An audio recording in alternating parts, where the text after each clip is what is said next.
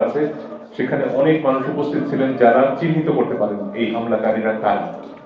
আলিফ হত্যার বিচার হওয়ার জন্য এই মানুষগুলোকে সুনির্দিষ্টভাবে চিহ্নিত করে তাদের গ্রেফতার করা প্রয়োজন, এবং যেটা যে কোনো মূল্যে এড়িয়ে যাওয়া প্রয়োজন সেটা হচ্ছে এইভাবে একটা মানুষ পরিজন হওয়ার কারণে, একটা মানুষের ধর্মীয় পরিচয়, তিনি সনাতন ধর্মাবলম্বী হওয়ার কারণে তার নামে মামলা হওয়া, তাকে গ্রেফতার করা, এই বিষয়গুলো যে কোনো মূল্যে এড়িয়ে যেতে হবে।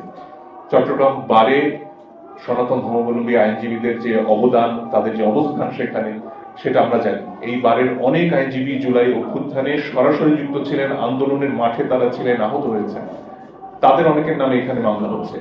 এটি অত্যন্ত নিন্দনীয়, এবং একজন আইনজীবীর অধিকার রয়েছে তার পেশা চালিয়ে যাওয়ার। সেখানে এই আইনজীবীদের তাদের পেশা চালিয়ে যেতে বাধা দেওয়া হচ্ছে। একই সাথে প্রত্যেক আসামির, প্রত্যেক নাগরিকের অধিকার রয়েছে একজন আইনজীবীর সহায়তা পাওয়ার। বাংলাদেশে এবং বিশ্বের যে কোনো প্রান্তে সেটি একটি মানুষের অধিকার। কোনোভাবেই একজন আসামি তিনি আইনজীবী নিয়োগ করতে পারবেন না, তার নামে ওকালতনামা দেওয়া যেতে পারবে না, এই অবস্থা হতে দেওয়া যায় না।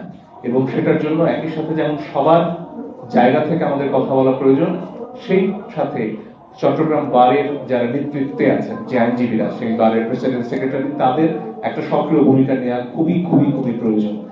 না হলে এই দেশে একজন মানুষ যে আইনগত অধিকার পান, যেটা গণ অভ্যুত্থানের অন্যতম দাবিগুলোর একটি, যে আইনের শাসন প্রতিষ্ঠার অন্যতম সংখ্যা হচ্ছে একজন মানুষ তার আইনগত অধিকার প্রয়োগ করতে পারবেন, বিচার চাইতে পারবেন, এবং বিচারালয়ে গেলে তিনি একজন আইনজীবীর সহায়তা পাবেন।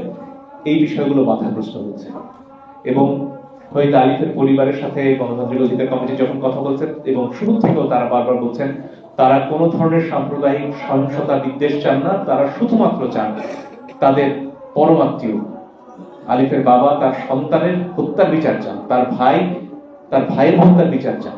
কিন্তু তাদের এই ত্যাগকে, শহীদ আলিফের ত্যাগকে যাতে অন্যরা রাজনৈতিক উদ্দেশ্যে ব্যবহার না করতে পারে, এবং ন্যায় বিচারের প্রক্রিয়া যাতে সব ক্ষেত্রে অক্ষুণ্ণ থাকে, অব্যাহত থাকে, সেটা নিশ্চিত করা আমাদের সবার দায়িত্ব। এবং সেই জন্যই আমাদের এই উদ্যোগ, এবং যে পরামর্শগুলো গণতান্ত্রিক অধিকার কমিটির তরফ থেকে দেওয়া হয়েছে, আমার দৃঢ় বিশ্বাস সরকার সেগুলো আমলে নেবেন এবং সেই অনুযায়ী কাজ করবেন। এবং পুলিশও তাদের যে সনাতনী ধারা, যে অজ্ঞাতনামাদের মামলা, গণহারে ধর্মীয় পরিচয়